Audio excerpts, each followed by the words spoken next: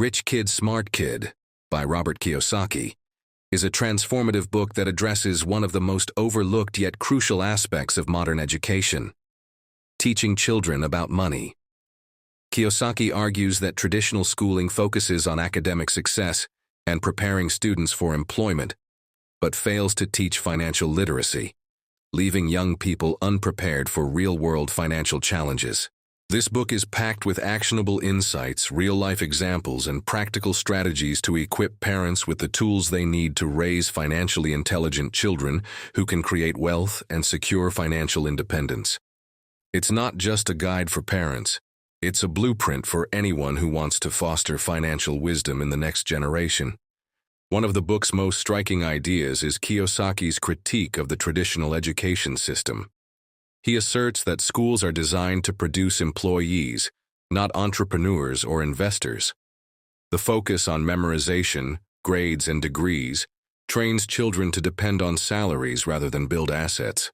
Kiyosaki shares personal anecdotes to illustrate this, comparing his poor dad, a highly educated man who worked hard but remained financially insecure, to his rich dad, a self-made entrepreneur who mastered the art of making money work for him. For example, poor dad believed in job security and saving for retirement through pensions, while rich dad emphasized creating passive income through investments. Kiyosaki uses this dichotomy to show that financial intelligence is not necessarily tied to academic achievement. He recounts how, as a child, rich dad taught him and his friend Mike to understand money by setting up a small business, renting out old comic books. This practical experience instilled in them a deep understanding of cash flow and the importance of reinvesting profits, lessons that cannot be learned in a traditional classroom. A recurring theme in the book is the importance of teaching children the distinction between assets and liabilities, a fundamental concept often misunderstood even by adults. Kiyosaki explains this with simple and relatable examples. He defines an asset as anything that puts money in your pocket, such as rental properties, stocks, or businesses, and a liability as anything that takes money out, such as mortgages, credit card debt, or expensive cars. For instance, while many people believe their home is an asset, Kiyosaki argues that it's a liability if it doesn't generate income, but instead incurs maintenance and loan costs. He provides a practical exercise for parents: involve children in tracking household expenses and identifying which items are assets and which are liabilities. This hands-on approach not only teaches the concept of cash flow, but also helps children develop critical thinking about financial decisions. For example, if a child wants to buy a new toy or gadget, parents can encourage them to think about ways to earn money for it, such as starting a small business or selling items they no longer use. This teaches them the value of money and the effort required to earn it. Kiyosaki also emphasizes the value of encouraging entrepreneurial thinking from an early age. He believes that children should learn to solve problems, take calculated risks, and think creatively about generating income. One memorable example in the book is how Kiyosaki and his friend, guided by Rich Dad, started a business at the age of 9. They noticed that workers at a local company threw away used toothpaste tubes containing traces of precious metal. With permission, they collected the tubes, extracted the metal, and sold it for profit. This taught them the principles of resourcefulness, innovation, and leveraging opportunities others overlooked. Kiyosaki encourages parents to simulate similar opportunities for their children by turning everyday activities into lessons in entrepreneurship. For instance, a child can create greeting cards for special occasions and sell them to family and friends, learning how to calculate costs, price their product, and reinvest earnings. The goal is not just to make money, but to build confidence, creativity, and a sense of independence. Another powerful insight from the book is the concept of delayed gratification and the power of compound interest. Kiyosaki explains that teaching children to delay immediate rewards for long-term benefits is a cornerstone of financial success.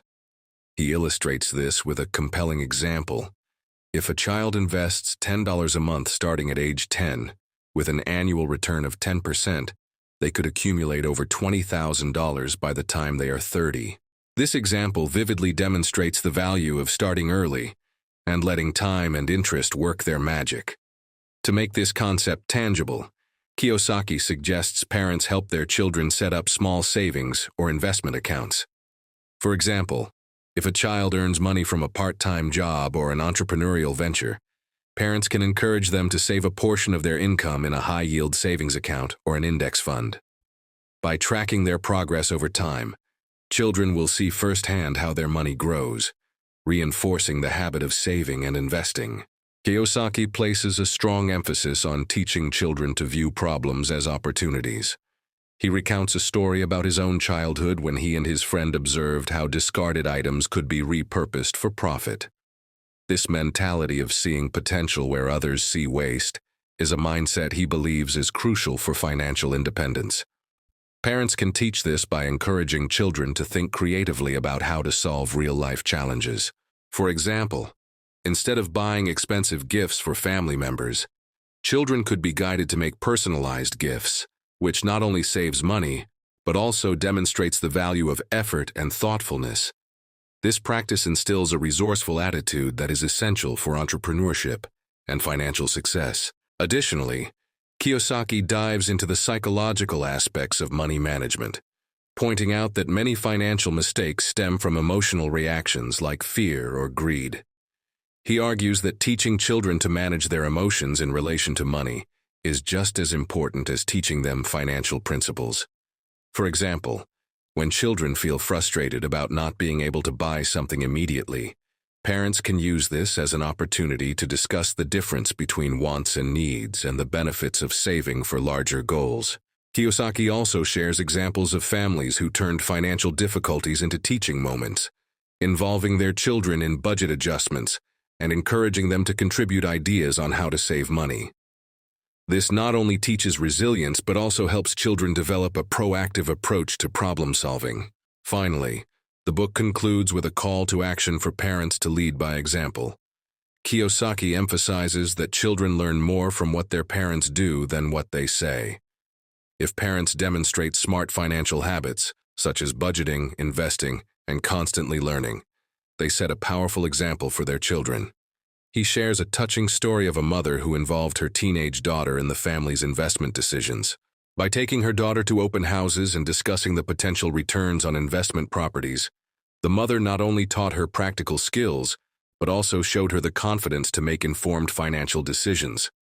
Kiyosaki argues that these real-life experiences are far more valuable than any classroom lesson, as they prepare children for the financial realities of adulthood. Thank you for listening to this detailed review.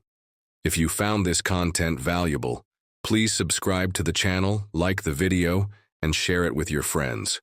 Leave your thoughts in the comments, and let us know which books or topics you'd like us to cover in future episodes.